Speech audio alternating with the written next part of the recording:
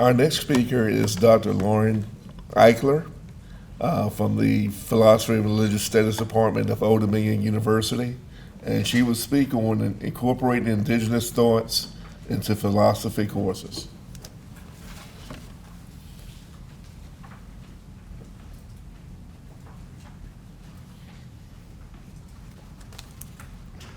Thank you, everyone. I don't have any slides, so this is very typical of philosophy, which I will be critiquing today. Before I get started, I just want to thank Dr. May Edwards for adding me to the program, and for the chiefs and for the staff who organized this. I'm really honored to be here. I want to say a little bit about myself before I get started. I'm not an Indigenous person.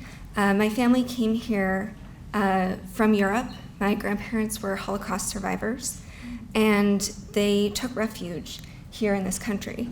But over the course of my education, I came to realize that my experience of being a survivor and a descendant of genocide survivors, that I was not alone in this experience, and that in this country, where my grandparents took refuge, this was marked by a long history of violence and genocide.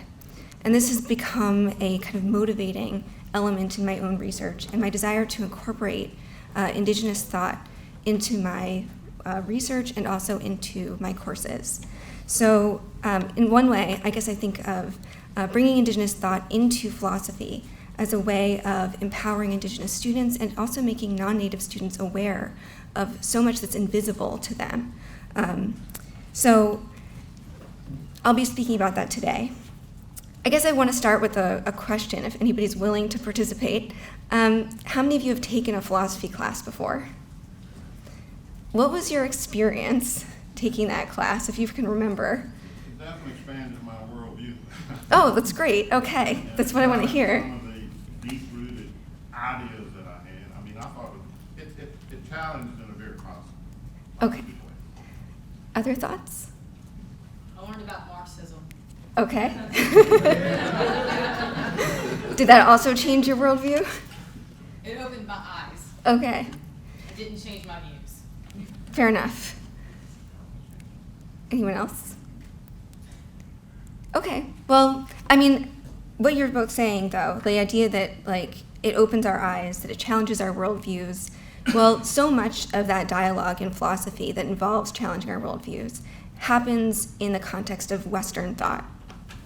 So in what follows, I'm going to briefly give a picture of what philosophy pedagogy looks like today and explore two reasons for why it matters for Indigenous sovereignty that Indigenous thought be part of philosophy courses and curriculums for both Native and non-Native students.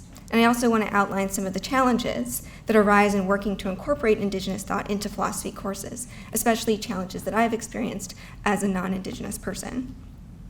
So philosophy, broadly speaking, is the study of first principles. That is the core beliefs, assumptions, and logic that give structure, meaning, and purpose to the world.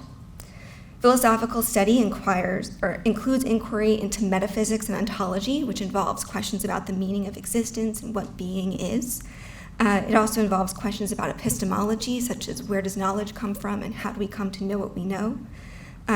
Aesthetics, which has to do with the study of beauty and art, and ethics. How do we be good in the world? How do we know the difference between good and evil? Academic philosophy has long been dominated by white men of European descent. According to the American Philosophical Association, approximately 26% of full-time philosophy faculty are women, while only 16% are non-white, and less than 1% are Native American or Native Alaskan. The dominance of Euro-American white men is visible within the content of philosophy courses and curricula as well. The typical introduction to philosophy course will start with the ancient Greek philosophers like Aristotle and Plato, leap into the modern era with René Descartes, John Locke and David Hume, some Immanuel Kant, and finally turn to the 19th and 20th centuries with Friedrich Nietzsche, Peter Singer, and Bernard Williams. The syllabus might go so far as to include some white women, like Martha Nussbaum. The narrow focus of Western male philosophy extends to the entire curriculum itself. Most undergraduate philosophy programs require students to take courses in logic, ancient Greek philosophy, modern European philosophy, and 19th century European philosophy. Students may have the option of taking electives on topics such as feminist philosophy or philosophy of race, if those are offered at all. Yet, academic philosophy is slowly becoming more inclusive of non-Western and traditionally marginalized schools of thought. Even so, Indigenous philosophy, outside courses of environmental ethics, is one of the least recognized and included fields. This is a problem for a discipline that claims to be the foundation of all the sciences. After all, anybody who has a PhD has a doctorate in philosophy. When Indigenous philosophy is made invisible, it is seen as not worth knowing and illegitimate. I wish this were the extent of philosophy's shortcomings when it comes to excluding non-Western thought. But it's not just the content of philosophy that is dominated by Western thinkers, it's the methodology as well. Many scholars have criticized Western education for its emphasis on abstraction, universal truths, objectivity, rigid logics and methods, individualism, competitiveness, obsession with the written word, orientation towards productivity and efficiency. Philosophy epitomizes these characteristics, especially in its method, which relies on formal logic, as well as argumentation and the pursuit of objective truth. Seminole philosopher Anne Waters illustrates some of the problems with this in a reflection on her own learning and teaching experience. She writes, "As a young American Indian undergraduate philosophy student, I harbored a deep desire to do well in logic. Euro-American professors wanted philosophy students to believe that logic courses presented to us the opportunity to master the methodology of philosophy, that the very structure of human philosophical thought would be revealed to us in our study of logic." What stands out to me about this reflection is the use of the language of mastery. In Western philosophy, knowing is about mastery, domination, control, and power, what Dr. Edwards brought up earlier. The philosophical project instills a hierarchy of the types of knowledge and methodologies that are considered valid and acceptable. We can see examples of this as far back as Plato, who argued in the Phaedrus and Republic that to be a philosopher, a person's intellectual, rational part of their soul must control the other parts of the soul, the appetite and the spirit. And furthermore, the philosopher king must likewise control all the citizens who are unable to become philosophers. Another point that stands out in Waters' reflection is that logic is supposed to reveal the structure of human philosophical thought, as if human thought is monolithic, homogeneous, and universal. History demonstrates, however, that any human who didn't exhibit an affinity for this way of thinking, including the 50% of the Western population who identified as female, were excluded, or, as was frequently the case, deemed less human. So it goes without saying that canonical philosophy, or I should say it goes without saying that canonical philosophy also is strictly about humans, dismissing the possibility that there are valid non-human ways of knowing and cognition worthy of consideration. Though Dr. Waters went on to be one of the first 2 Native Americans to receive a PhD in philosophy and to teach dozens of philosophy courses and logic courses herself, she remained uncomfortable with these characteristics of logic.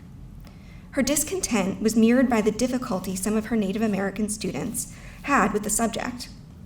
Many Indigenous students, she noticed, were dropping or having difficulty passing logic courses because this kind of reasoning didn't resonate with them or reflect the methods of arriving at truth and knowledge used by members of their communities. Rather than focusing on particulars, context, and content, logic focused on abstract concepts and form. Formal logic excluded students' experiences and the standpoint of their nations and cultures while forcing their traditions, values, and knowledges into the framework of Western rationality. In sum, philosophy, especially logic, exhibits and valorizes abstraction, hierarchy, objectivity, and universality, while putting down knowledge that is derived from particular experiences, specific contexts, relationships, and consent, all of which are common features of Indigenous pedagogy. The conflict between these approaches is illustrated in a story told by Charles Eastman, of Lakota. The story goes, a missionary once undertook to instruct a group of Indians in the truths of his holy religion. He told them of the creation of the earth in 6 days and of the fall of our parents by eating an apple. The courteous savages listened attentively, and after thanking him, one related in his turn a very ancient tradition concerning the origin of maize. But the missionary plainly showed his disgust and disbelief, indignantly saying, "What I delivered to you were sacred truths, but this that you tell me is mere fable and falsehood." "My brother," gravely replied the offended Indian, "it seems that you have not been well grounded in the rules of civility. You saw that we, who practice these rules, believed your stories. Why then do you refuse to credit ours?"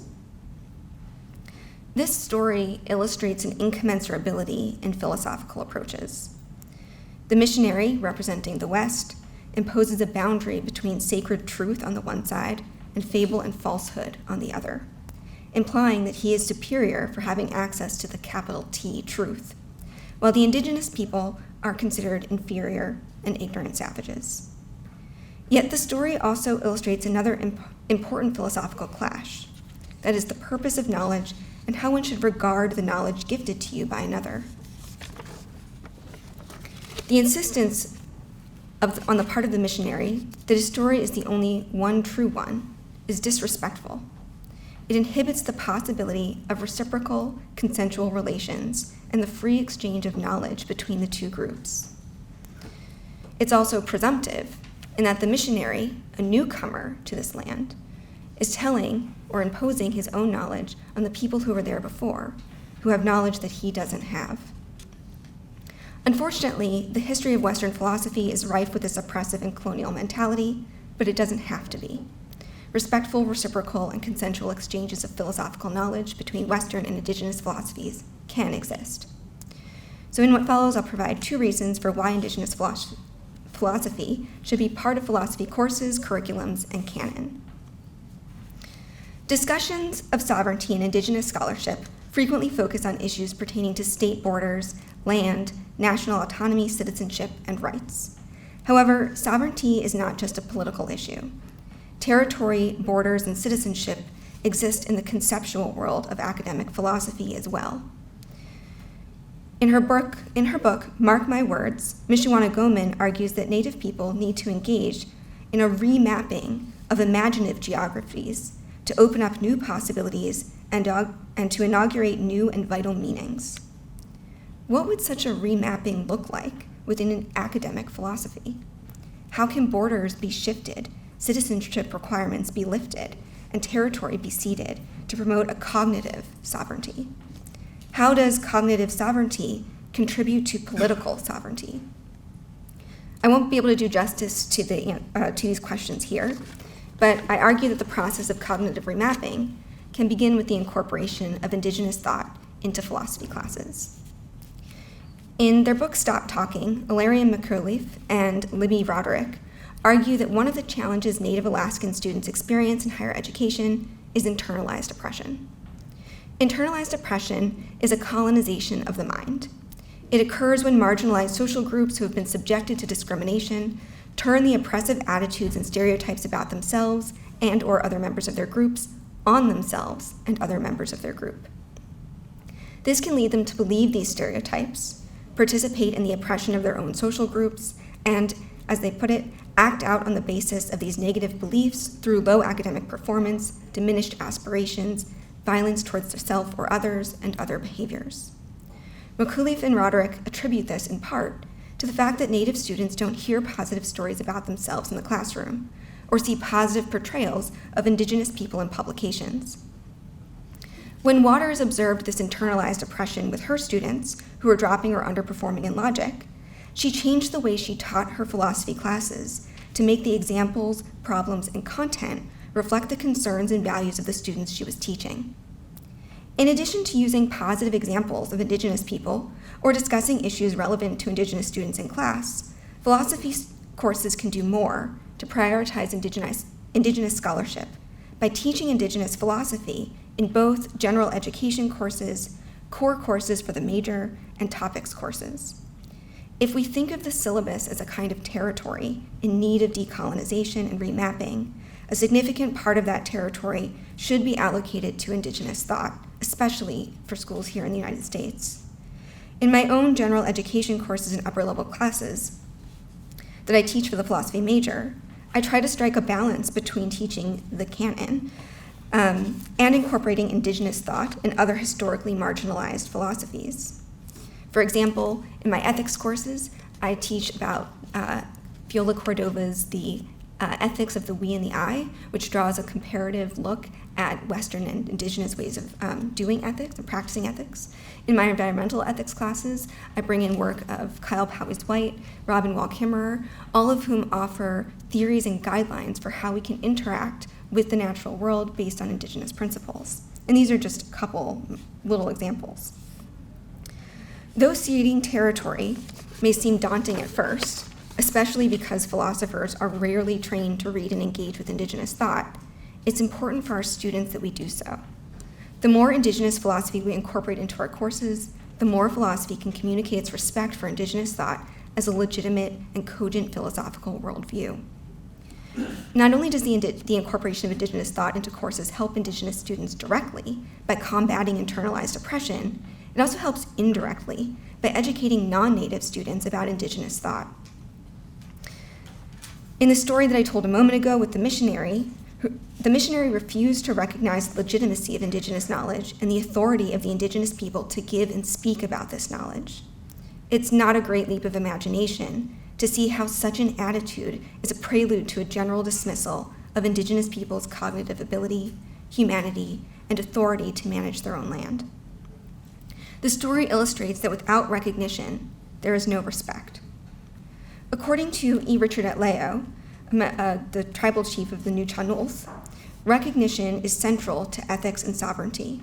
As he explains, quote, "Recognition is assumed to convey a complex of meanings that begins with the ability of the party to see another as important, to see value in the other, to consider that value as important, to accept the other on an equitable basis, and thus to be willing to enter into an agreement that be called a social contract, treaty, or protocol," end quote. The principle of mutual recognition isn't limited to humans, but extends to non-humans as well. Currently, Indigenous philosophy is largely invisible in American philosophy programs, precluding the possibility of recognition and reinforcing the myth of the absoluteness and universality of Western philosophy as underpinning the structure of human thought. Bringing Indigenous thought into philosophy courses, even when there are no Indigenous students present, destabilizes the notion that there is only one way to do philosophy, one way to be rational, one way to arrive at true knowledge. And I also want to reiterate what Dr. Lopenzina was saying, that my students don't even know what they don't know, and get incredibly excited when we start talking about Indigenous thought in class, and are often hungry for more.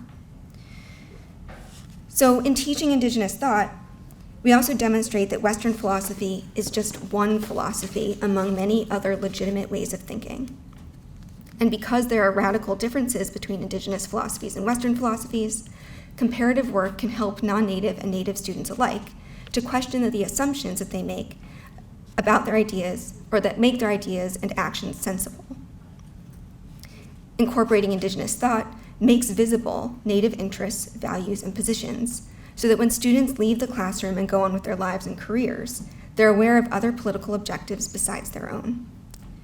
Ultimately, it's not enough to create a space that validates Indigenous thought for Indigenous students if they remain invisible to their non-Native peers. And this is the minimum that can be done. This remapping of cognitive borders can have the effect of encouraging Indigenous students to uphold and practice traditional ways of knowing while reinforcing their status as equal citizens of the philosophical landscape. So I'll just wrap up by mentioning a few challenges that I have faced and that I think philosophy in general has to grapple with. One is that when it comes to decolonizing philosophy courses, we have to also take into account the structure that philosophical pedagogy takes. Just reflecting on my presentation right here, I'm standing here reading a paper to you. I don't have any slides or visual accompaniments. This is how philosophy is done in a professional way. We go to conferences, we stand at podiums, we read papers, and then we talk about our papers, and then we read some more. And so it's a really siloed and isolated way of engaging with thought and thinking with others, We just read and look at our papers. And this is how philosophy classes are often run too. We assign readings to our students. They're supposed to read before they get to class, and then when they come in, we talk about the readings and we have the students write their personal reflections and their thoughts, and maybe we have some breakout groups where students talk to each other. The lecture model is a really typical model in philosophy. So this very structure of philosophy is one that doesn't engage with indigenous pedagogies, indigenous methodologies. And because it's so focused on texts and reading and being by yourself, it doesn't help develop the relational, cooperative elements of indigenous thinking. And so in this sense, indigenous pedagogy is, in a lot of ways, very opposite to typical philosophical instruction. So indigenous methodologies might include visual and oral learning, listening and observing, building cooperative relationships, and understanding oneself in relation to a place. And this other element of being in relation to a place is something that philosophy typically is not engaged with. Philosophy sees itself as abstract, universal, above place, outside of place. We're taking our truths with us, regardless of where we go. And this is very antithetical to a lot of what indigenous scholars talk about in terms of what makes pedagogy and life meaningful. It's being connected to a place that matters. Another challenge is that when indigenous philosophy is incorporated into philosophy classes, that there's a risk of treating all indigenous philosophy as a monolith, rather than acknowledging that different tribes and different nations have different histories and maybe even different ways of thinking and approaching the world. This connects with another potential issue, which is that merely assimilating indigenous thought into the neoliberal academic machine could mean that we're just making indigenous philosophy another checkbox that we have, just to say, look how diverse our program is. This is a concern that we have and that we need to actively work against. This spring, I'm going to be teaching my first course dedicated entirely to Native American philosophies. I see it as an opportunity to break out of the standard mode of philosophy instruction by incorporating local history, place-based, and interactive and cooperative learning that isn't merely about reading and writing. While like any first time teaching a course, it will probably fall short of my expectations, I hope that it provides a model for my colleagues in my department and other programs for rethinking what philosophy is, how it can be practiced, and its complicity in colonization. It's time to make philosophy an opportunity and a tool for promoting indigenous sovereignty, not for colonizing. Thank you.